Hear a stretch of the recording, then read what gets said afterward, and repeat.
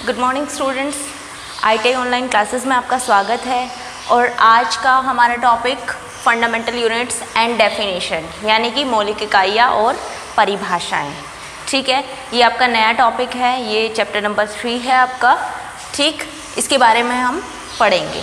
ठीक है, तो पहले आपका क्या है, फंडामेंटल यूनिट्स यानी कि मौलिक इकाइयाँ क्या होती हैं। ठीक है, आप सभी को मे भी आपने पहले पढ़ा हो, नहीं अदरवाइज़ मैं फिर से आपको बता देती हूँ मौलिक इकाइयाँ क्या होती हैं।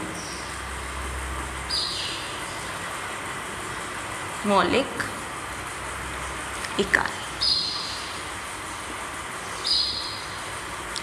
मौलिक इकाइयाँ आपकी 7 होती हैं। ठीक है, फंडामेंटल यूनिट्स आपकी 7 होती है। कौन कौन सी? पहली होती है आपकी मास यानी कि द्रव्यमान।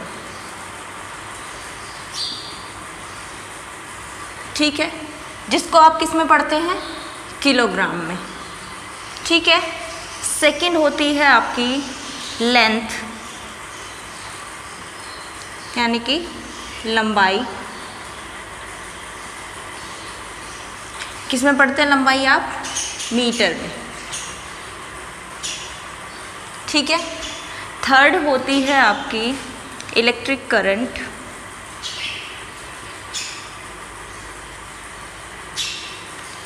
इलेक्ट्रिक करंट मतलब विद्युत धारा।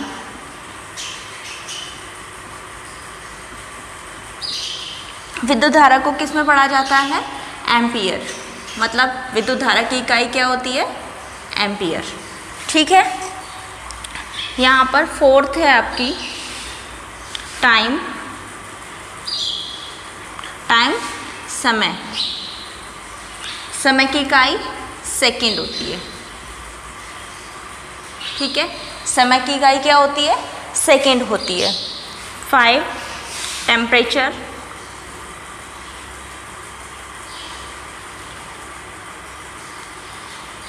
टेम्परेचर यानी कि तापमान। तापमान की इकाई जनरली केल्विन होती है। तापमान की इकाई आपकी 4 होती है वैसे, लेकिन यहाँ पर हम केल्विन पढ़ते हैं। 4 कौन कौन सी? Reaumur, Fahrenheit, Celsius and Kelvin. ठीक है, 6th होती है आपकी इंटेंसिटी ऑफ लाइट, ज्योति तीव्रता। Intensity of light. ठीक है, ज्योति तीव्रता, जिसको किस में मेज़र किया जाता है? कैंडीला। इसको डिनोट किससे करते हैं? CD से। ओके, 7th है आपकी mole of substance. Mole of substance, पदार्थ की मात्रा। ठीक है, मोल ऑफ सब्सटेंस, पदार्थ की मात्रा। इसको किस में मेज़र किया जाता है? मोल में। ठीक है, तो ये 7 आपकी फंडामेंटल इकाइयाँ होती हैं। जैसे द्रव्यमान, जिसको किलोग्राम में मापा जाता है। लेंथ मीटर में मापा जाता है। इलेक्ट्रिक करंट एम्पियर में मापा जाता है। टाइम सेकंड में। टेम्परेचर केल्विन में। इंटेंसिटी ऑफ लाइट कैंडीला में, यानी कि प्रकाश की तीव्रता कैंडीला में मेज़र की जाती है। एंड मोल ऑफ सब्सटेंस हम मोल में मापते हैं। ठीक है, ये 7 आपकी फंडामेंटल यूनिट्स हैं। आप स्क्रीनशॉट ले सकते हैं इसका।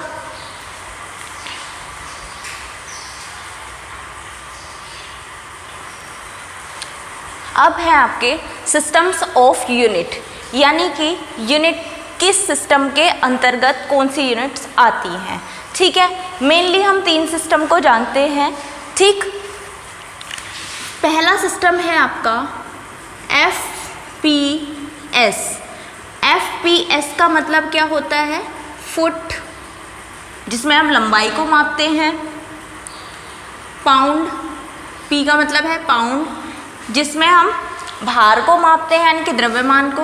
एंड थर्ड इज सेकेंड, जिसमें हम टाइम को मापते हैं। ठीक है, FPS सिस्टम जो है उसमें लंबाई को फुट में मापते हैं और आपके द्रव्यमान को पाउंड में मापते हैं एंड टाइम को सेकंड में मापते हैं। ठीक है, इसका दूसरा नाम, इसको ब्रिटिश सिस्टम भी कहा जाता है। FPS सिस्टम को ब्रिटिश सिस्टम भी कहते हैं, ठीक है। इसको क्या कहा जाता है? British system. अब आपका सेकंड आता है, ये फर्स्ट है, सेकंड आपका आता है CGS सिस्टम, ठीक है। CGS सिस्टम, ये आपका CGS सिस्टम में C क्या होता है भाई? सेंटीमीटर,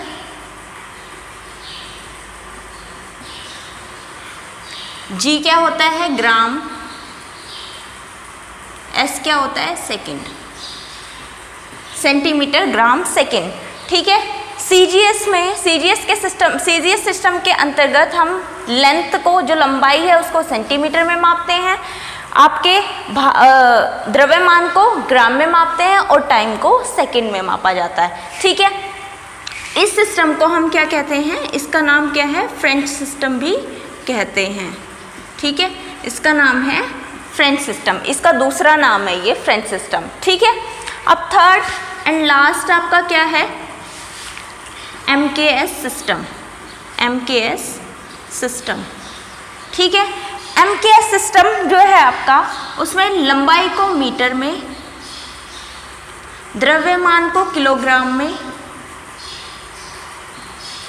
और टाइम को सेकंड में मापा जाता है, ठीक है।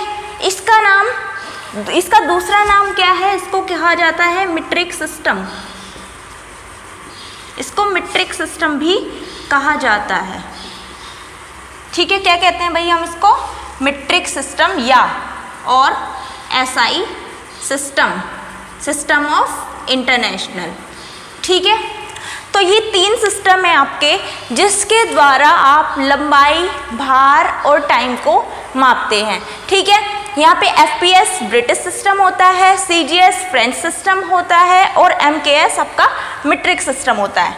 स्क्रीनशॉट ले लीजिए आप इसका।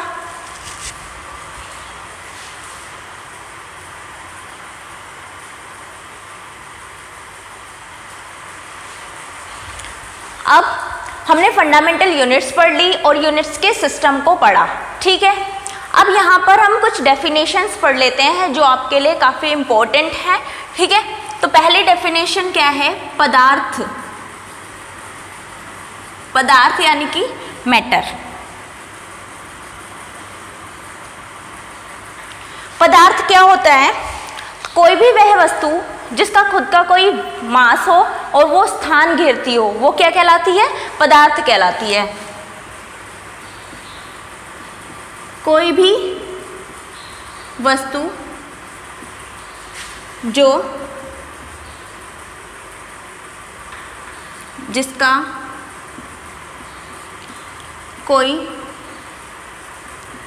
द्रव्यमान हो तथा वह वस्तु स्थान घेरती हो,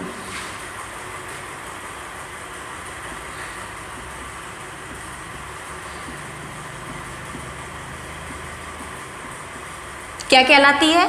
मैटर कहलाती है, पदार्थ कहलाती है।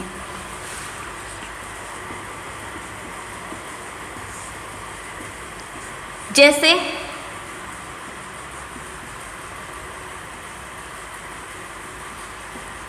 जैसे लकड़ी, ठीक है, पत्थर, डस्टर, ठीक है, चेयर, टेबल, जितनी भी आपकी यहाँ पर आपको चीज़ें दिख रही हैं जो स्थान घेरती हो और जिनका खुद का कोई द्रव्यमान हो, वो क्या कहलाती हैं? मैटर कहलाती है। समझ में आया आपको ये मैटर क्या होता है? ठीक है। अब जितनी भी चीज़ें आपको दिखाई दे रही है, जितनी भी चीज़ें हमारे यूनिवर्स में हैं जो जिनका खुद का कोई द्रव्यमान है और जो स्थान घेरती हैं, वो क्या कहलाती है भाई?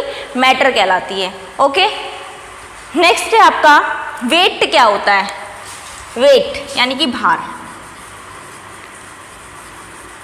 वेट, भार। भार एक बल है, ठीक है। भार क्या है? एक बल है जिसके कारण वस्तु पृथ्वी की तरफ आकर्षित होती है। भार क्या है भाई? एक बल है जिसके कारण वस्तु जो है पृथ्वी की तरफ आकर्षित होती है।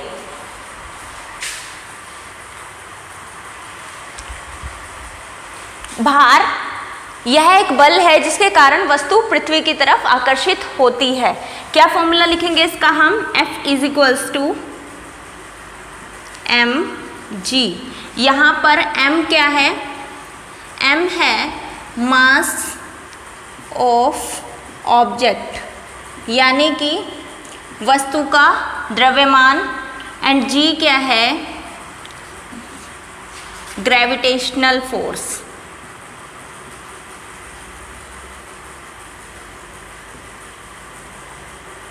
जी क्या है?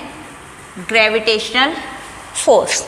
ठीक है, यहाँ जी की वैल्यू क्या होती है भाई? जी बराबर 9.8 मीटर पर सेकेंड और 10 मीटर पर सेकेंड स्क्वायर।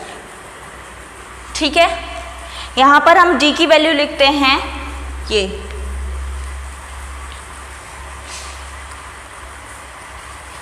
समझ आया आपको? F = कितना होता है आपका? mg यहाँ पर, और m क्या होता है? द्रव्यमान किसी ऑब्जेक्ट का। g क्या है? ग्रेविटेशनल फोर्स है जिसकी वैल्यू 9.8 मीटर प्रति सेकेंड और 10 मीटर पर सेकेंड होती है।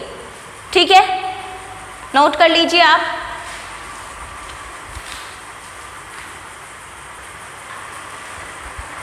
अब आता है आपका द्रव्यमान। ठीक है, मास। द्रव्यमान क्या होता है भाई? किसी वस्तु में उपस्थित पदार्थ की मात्रा को ही हम द्रव्यमान कहते हैं। किसी वस्तु में उपस्थित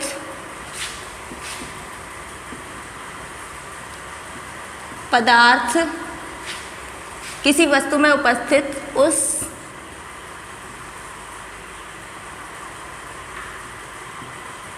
पदार्थ की मात्रा को द्रव्यमान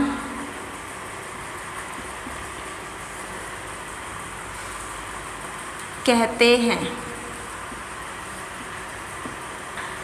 ठीक है, किसी वस्तु में उपस्थित उस पदार्थ की मात्रा को द्रव्यमान कहते हैं। अब जैसे ये मार्कर है, मार्कर में कितना इसका द्रव्यमान है वही इसका द्रव्यमान कहलाएगा। ठीक है, किस सब्सटेंस की मात्रा है वो चीज़ क्या कहलाएगी?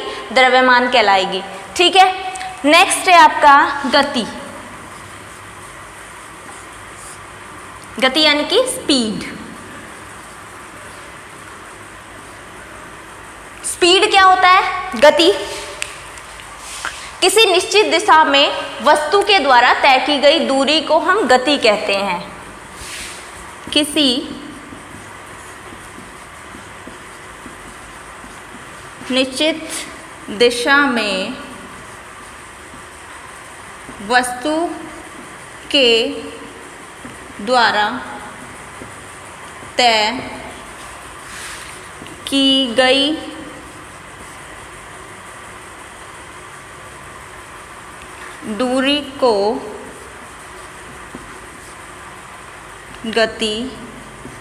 गति कहते हैं। इसको किसी वस्तु के द्वारा किसी निश्चित दिशा में वस्तु के द्वारा तय की गई दूरी को हम क्या कहते हैं? गति। इसको किससे डिनोट करते हैं हम? S से। ठीक है, या फिर D से। It is denoted by D। It is denoted by D, यानी कि इसको D से दर्शाया जाता है। ठीक है, डिस्टेंस बराबर, फॉर्मूला क्या होता है इसका?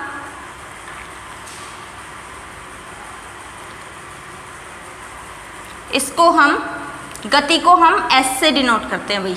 ठीक है, सॉरी, डिस्टेंस दूरी होता है, यहाँ गति को हम S से डिनोट करते हैं। गति बराबर दूरी बटे समय। दूरी बटे समय। ठीक है, गति बराबर दूरी बटे समय। इसकी इकाई क्या होती है? इकाई होती है इसकी मीटर पर सेकंड। ठीक है, इसकी इकाई क्या होती है? मीटर पर सेकंड। नोट कर लीजिए।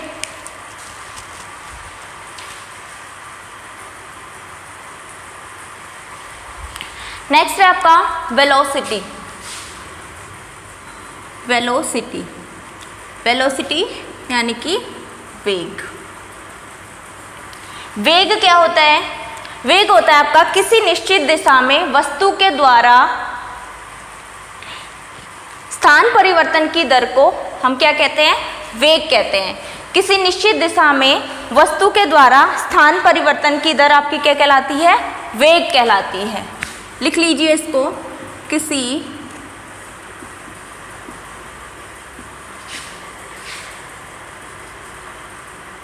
निश्चित दिशा में स्थान परिवर्तन की दर वेग कहलाती है।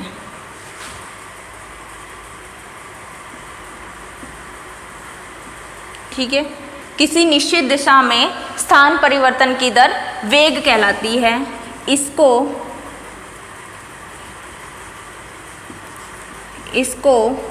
v से दर्शाते हैं।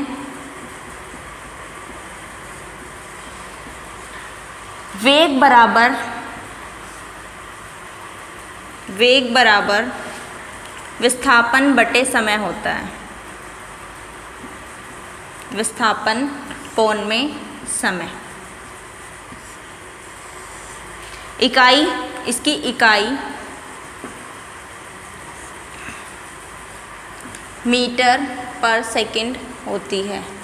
ठीक है, मीटर पर सेकंड या किलोमीटर पर सेकंड और किलोमीटर पर सेकंड होती है। ठीक है, यहाँ पर ये मीटर पर सेकंड किसके अकॉर्डिंग है? MKS के अकॉर्डिंग। ठीक है, समझ में आ रही बात? इसके बाद है आपका एक्सेलरेशन। एक्सेलरेशन यानी कि त्वरण।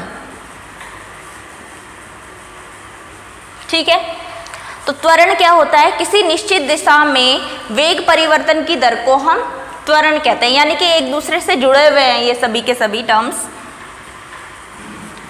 किसी निश्चित दिशा में वेग परिवर्तन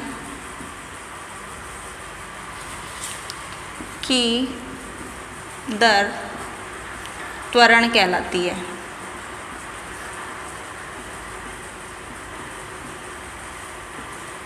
ठीक है, किसी निश्चित दिशा में वेग परिवर्तन की दर त्वरण कहलाती है। तो त्वरण बराबर वेग बटे में समय। इसकी इकाई क्या हो जाएगी? आपने अभी पढ़ा था वेग की यूनिट क्या थी? मीटर पर सेकंड। ठीक है, और त्वरण की एक और समय है अपॉन में सेकंड। ठीक है, तो कितना आ जाएगा? मीटर पर सेकंड स्क्वायर। ठीक है, यहाँ पे त्वरण की इकाई कितनी होगी? मीटर पर सेकंड स्क्वायर। इसको A से दर्शाते हैं। वेग को किससे दर्शाते हैं? A से। ठीक है, स्मॉल a से हम वेग को त्वरण को हम किससे दर्शाते हैं? स्मॉल a से। ठीक है, समझ में आ गया आपको ये? आप स्क्रीनशॉट ले लीजिए इसका।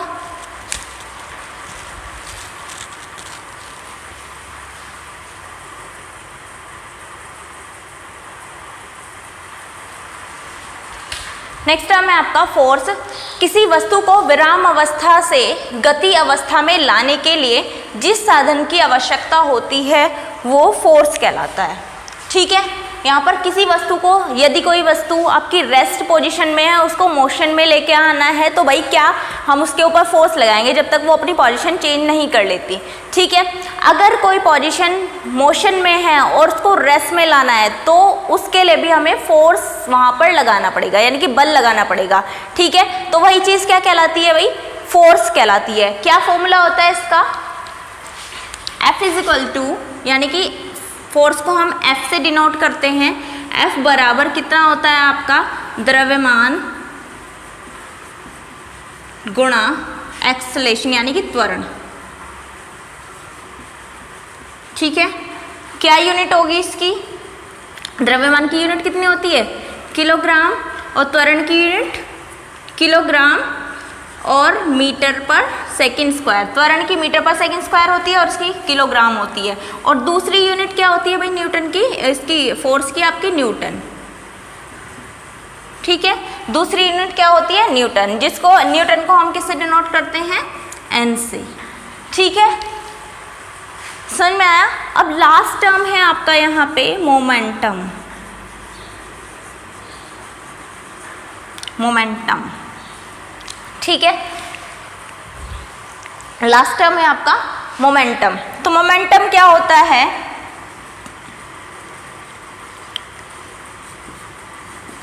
द्रव्यमान, यानी कि किसी वस्तु का द्रव्यमान और वेलोसिटी, वेग, किसी वस्तु का द्रव्यमान और वेग, यहाँ आप लिख लीजिएगा। ठीक है, मैं थोड़ा शॉर्ट कर रही हूँ, वीडियो की लेंथ थोड़ा ज़्यादा हो रही है। किसी वस्तु का द्रव्यमान और वेग के गुणनफल को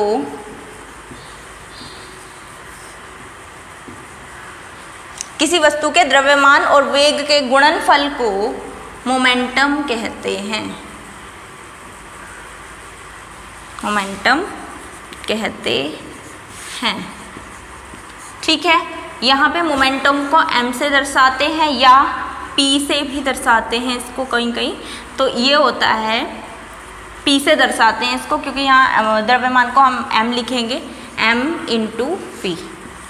ठीक है, ये इसका फॉर्मूला हो गया मोमेंटम का आपका।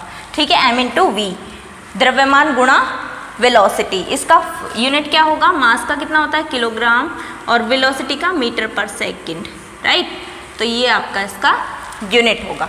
समझ में आई आपको इतनी बात।